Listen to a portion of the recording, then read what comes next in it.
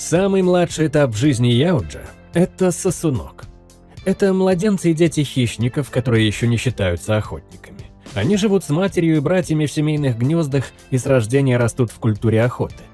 Физически созревают невероятно медленно. Полная зрелость наступает только к 50-60 годам. По человеческим меркам это всего лишь 18 лет. С детства их учат базовым навыкам – лазать, прятаться, реагировать на опасность. Они имитируют позы и крики взрослых охотников. Подражание здесь часть обучения. Согласно религии Яуджа, если сосунок погибает, его душу забирает черный воин, бог смерти.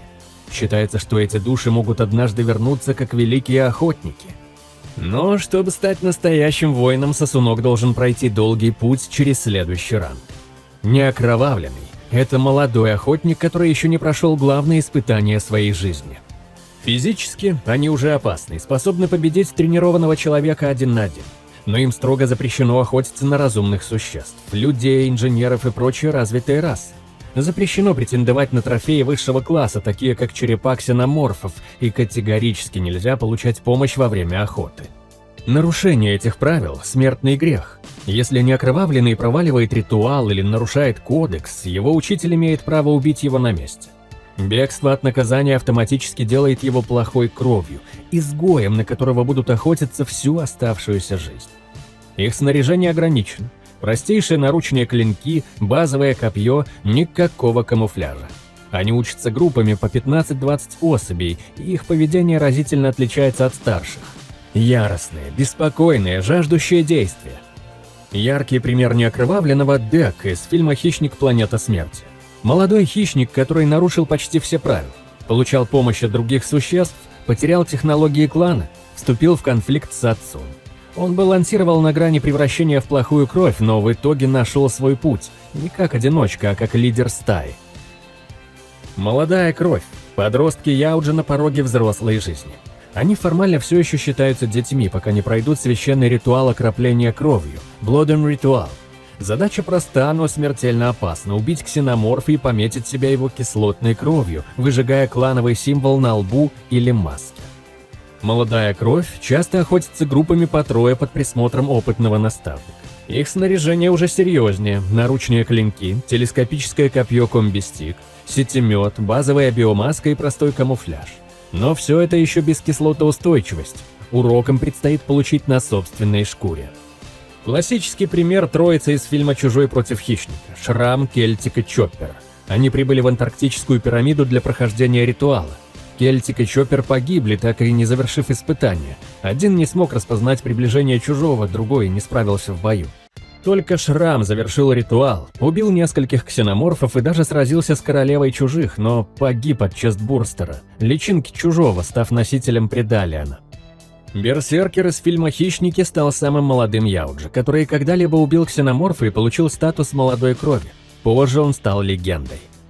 Окровавленный, полноценный взрослый охотник, официально принятый в клан. Это результат успешного ритуала окропления кровью. Кислотный ожог на лбу или маске – символ клана и знак того, что охотник прошел испытание. С этого момента он получает право охотиться в одиночку, претендовать на сложные трофеи и внимание самок для спаривания. Но главное, теперь ему доступен полный арсенал Яуджа. Плазменная пушка с 3 красными лазерными точками – культовое наплечное оружие. Наручники-клинки на обоих запястьях. Телескопическое копье комбистик. Метательный смарт-диск с самонаведением. И, конечно, камуфляж. Стелс-костюм, делающий охотника почти невидимым. Плюс медицинский набор и устройство самоуничтожения на запястье для почетной смерти. Окровавленный – это широкий титул. В зависимости от навыков охотник может специализироваться. Броулер – мастер ближнего боя с клинками. Спирмастер – виртуоз копья. Дискмастер – эксперт по метательным дискам. Важное правило – провал в серьезной охоте – несмываемый позор. Единственный выход – почетное самоубийство через устройство самоуничтожения. Классические примеры окровавленных – охотник из джунглей из первого «Хищника» и городской охотник из второго фильма. Опытные охотники с полным арсеналом, собиравшие черепа достойной добычи. Охотник из джунглей даже снял все оружие для честного рукопашного боя с датчем – высшее проявление чести. Адъютант – опытный охотник, правая рука командира. Это переходный ранг между обычным окровавленным и серьезным лидером. Адъютант – это не ученик, а скорее офицер-штабист. Он сам отлично охотится, но основная роль – поддержка командования. Они отвечают за навигацию корабля, подготовку охоты, контроль за младшими охотниками, выполнение поручений лидера, часто носят метку своего командира как знак верности. И что важно, адъютант оценивается по тому, сколько его учеников все еще живы и охотятся. Если лидер погибает, адъютант может занять его место через вызов на дуэль или автоматически по назначению. Их снаряжение уже элитного уровня. Плазменная глефа, двустороннее копье с плазменными лезвиями, улучшенная биомаска с дополнительными режимами зрения, усиленная броня. Вероятный пример – отец Дека из фильма «Хищник. Планета смерти». Он обладает огромным авторитетом в клане, жесткий, контролирующий, использует продвинутое оружие. По поведению он явно адъютант, охотник или даже выше. Охотник – основная боевая сила Яуджа. Это профессиональные охотники, которые регулярно отправляются на длительные экспедиции на далекие планеты.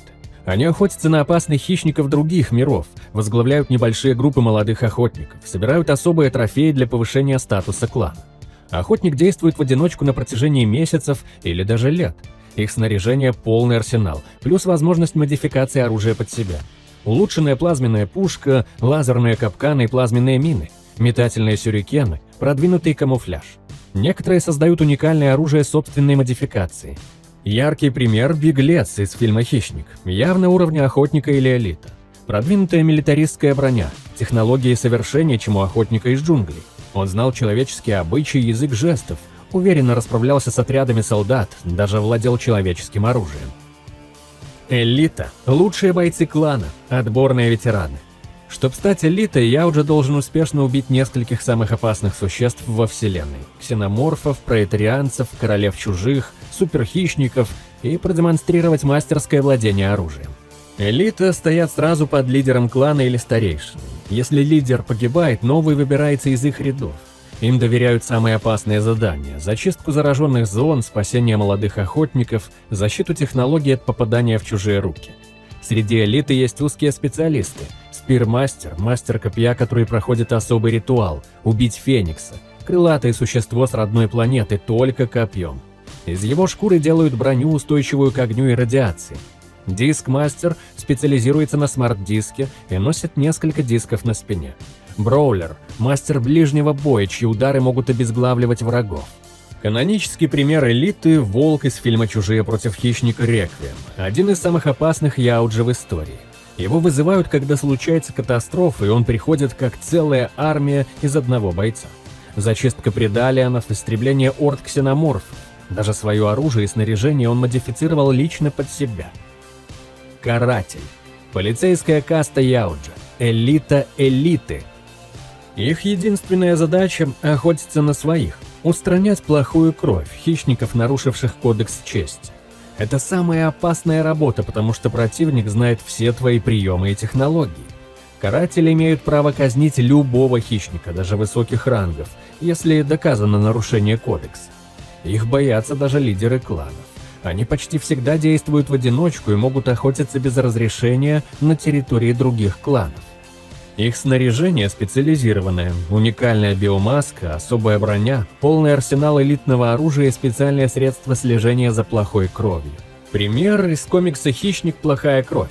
Каратель выследил психотичного изгоя в Нью-Джерси. Тот уже убил 5 хищников. Схватка была смертельной. Изгой пробил карателя шипом его собственного шлема. Умирая, он попросил человека закончить его миссию. Человек выполнил, убил изгоя. Если бы Дек из фильма «Хищник. Планета смерти» окончательно стал плохой кровью, за ним пришел бы именно такой охотник, чтобы стереть позор клана и восстановить честь. Лидер – наставник молодых охотников, элитный воин-учитель.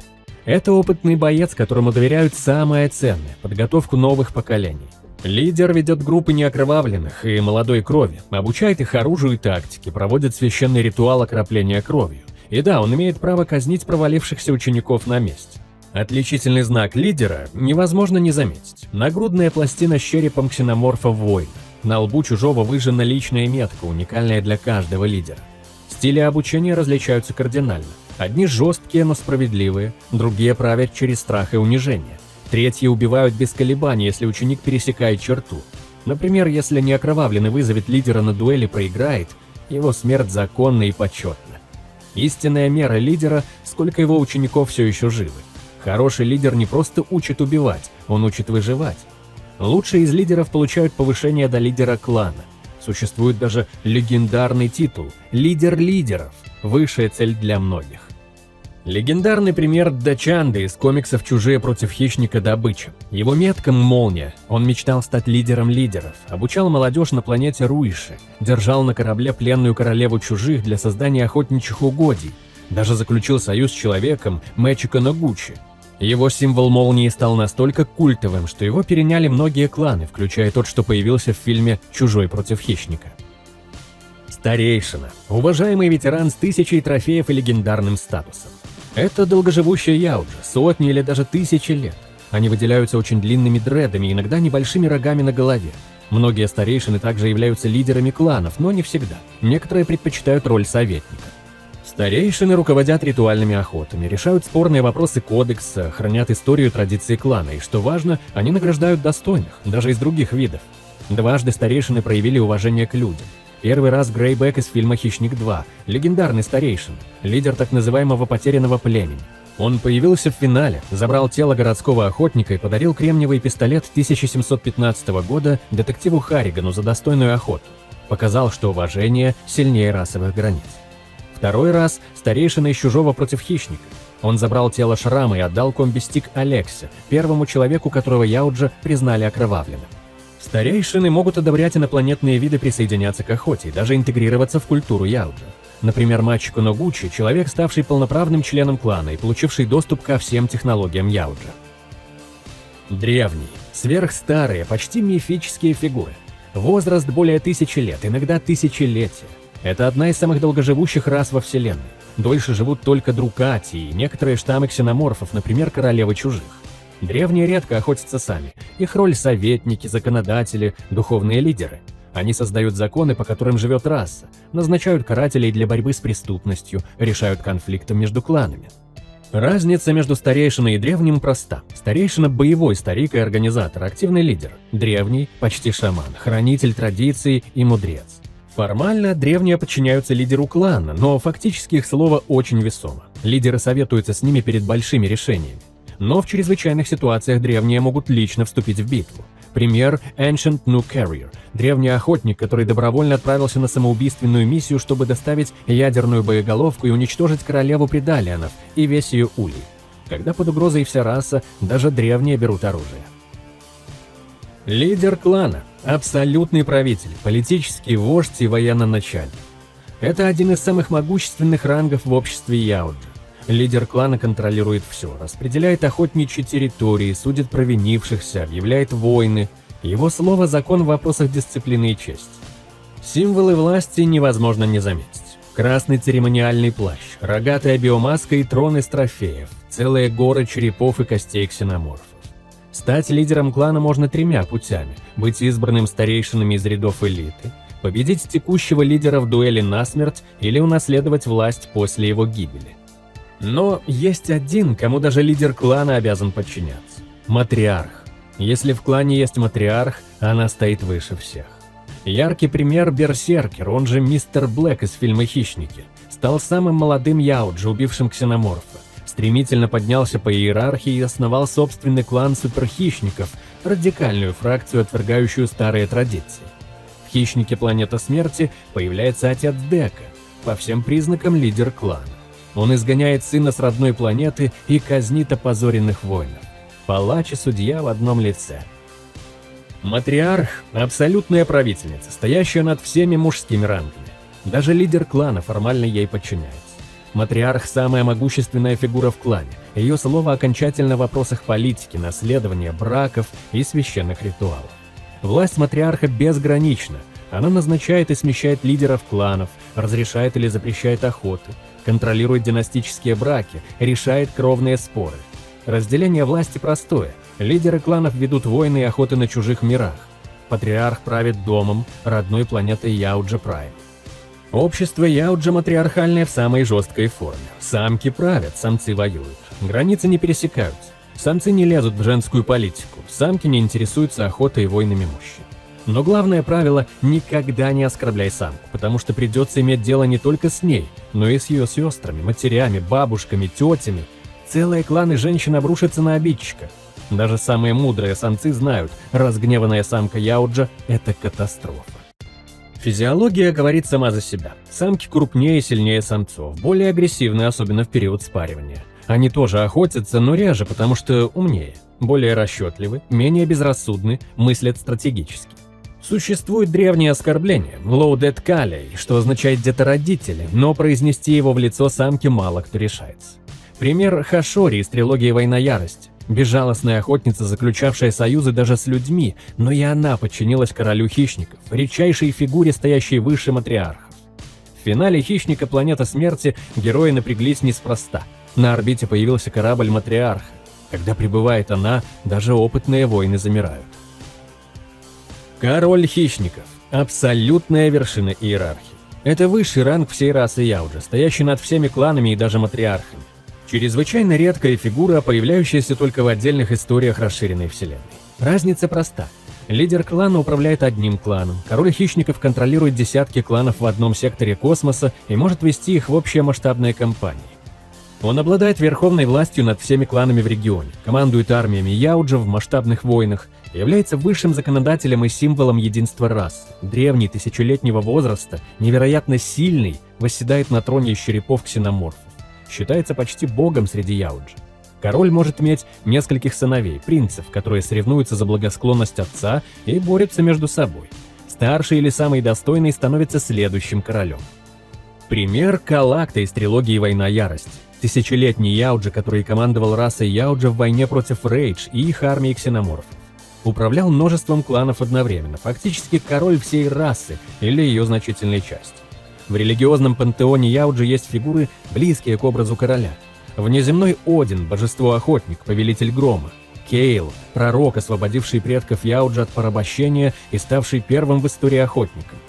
Король хищников – редчайший ранг в истории. Он никогда не был показан в основных фильмах, только в комиксах и книгах. Но его существование доказывает, у расы охотников есть абсолютный правитель, стоящий над всеми. И, наконец, особая категория, стоящая вне иерархии. Плохая кровь. Это не ранг, а черная метка, которая может случиться на любой ступени. Это Яуджа, нарушившая священный кодекс чести. Они охотятся на детей, беременных, безоружных, убивают своих соплеменников, используют грязные методы ради удовольствия, отказываются следовать признакам лидеров. Наказание одно – немедленная казнь без суда. Любой Яуджа может убить плохую кровь на месте. Каратели специально охотятся на них, они никогда не принимаются обратно в общество. Плохая кровь – более враждебные и ментально нестабильные, садистичные охотники, которые убивают все живое, включая других хищников. Некоторые обладают уникальным оружием, например, мачете. Пример из комикса Bad Blood. Ментально нестабильный психотик, который начал межпланетную бойню и убил 5 других хищников. Был каннибалом и садистом. Использовал 3 наручных клинка вместо 2. Держал отрубленные головы жертв на поясе. В конце концов убить человека. Дек из фильма «Хищник. Планета смерти» опасно балансировал на грани, нарушил правила ритуала, получал помощь, потерял технологии, конфликтовал с кланом, но в конце он честно заработал свой камуфляж, найдя свой путь, не как одиночка, а как лидер стаи. Он не стал плохой кровью, но прошел очень близко к этой черте. Иерархия Яуджа – это не просто список титулов, это живая система, основанная на охотничьем мастерстве, возрасте, опыте и чести. От беспомощных младенцев до легендарных королей, каждый ранг имеет свое место, свои права и обязанности. Хищник. Планета смерти показал нам, что традиции могут меняться. Дек бросил вызов старым правилам и доказал, быть охотником не значит быть одиноким. Иногда сила в стае. Это культура воинов, для которых охота не просто выживание. Это религия, это смысл жизни, это то, что делает их Яуджа настоящими хищниками.